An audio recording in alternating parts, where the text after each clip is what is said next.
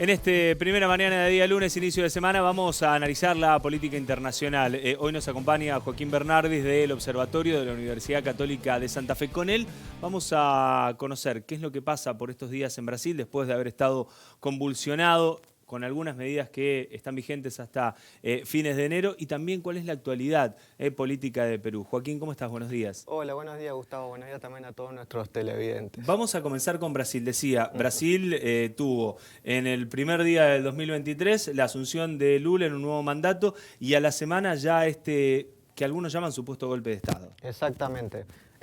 Como bien mencionabas, a la semana de haber asumido en Brasilia se produjo una serie de manifestaciones que iniciaron en lo que fue el cuartel general del ejército en Brasilia y avanzaron hacia los tres poderes del Estado, el ejecutivo, el legislativo y el judicial, y los manifestantes ingresaron a los tres poderes.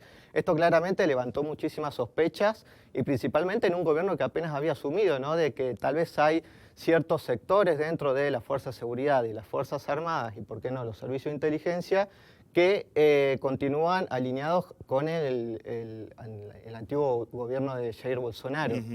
Justamente también Bolsonaro no se encontraba en Brasil. Estaba, antes de que asuma Lula da Silva, se fue a Florida, a Orlando específicamente, y justo coincidió con el jefe de seguridad de la Policía Militar,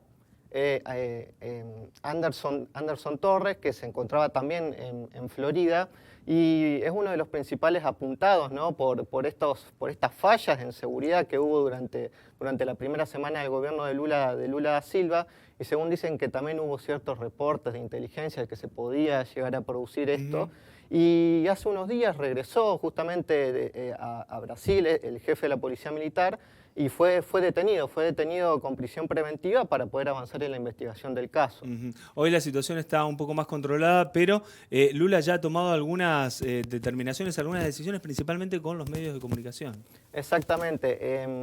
Lula da Silva, esto también dificulta, ¿no?, lo que son las primeras semanas de mandato, donde los presidentes también tienen mayor impulso político. En las primeras semanas, Lula da Silva emitió una serie de decretos en contra de lo que son de varias medidas de Bolsonaro. Por ejemplo, privatizar Petrobras, que es la gran empresa de petróleo de Brasil y de Sudamérica. Y justamente también está avanzando, ¿no?, con una agenda en los medios. Y además avanza, ¿no?, con las investigaciones respecto a los detenidos de estas manifestaciones, para tratar de obtener información y ver quién financió todas estas movilizaciones y quién está también detrás, ¿no?, de la organización de estos manifestantes. ¿Por qué esta medida con los medios de comunicación? ¿Para controlar lo que se informa o cómo se informa? Y seguramente es una medida que puede ir en ese sentido, y principalmente por lo sensible del caso, ¿no? Y justamente de que pone en jaque lo que es el gobierno democrático en la primera semana de gobierno. Decía, hasta el 31 de enero va a estar vigente esta medida. Exactamente, hasta el 31 de enero va a estar vigente la medida. Dejamos Brasil y nos vamos a Perú, que Perú, siempre que hablamos de países de Sudamérica, con problemas y crisis políticas, ¿no? Es una historia repetida. Exactamente, sí.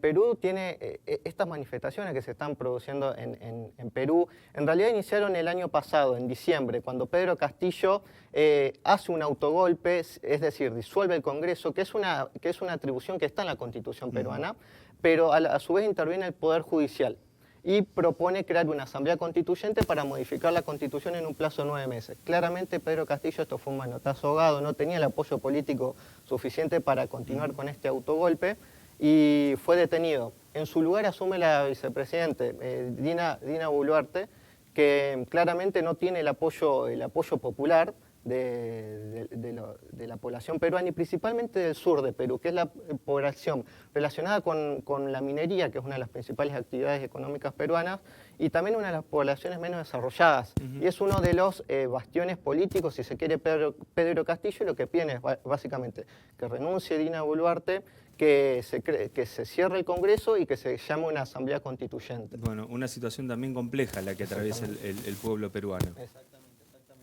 Actualmente, desde diciembre, hay un poco más de 50 fallecidos por las protestas, también centenares de detenidos, Y actualmente también está la Comisión Interamericana de Derechos Humanos observando la situación y tratando de llegar a una solución dialogada.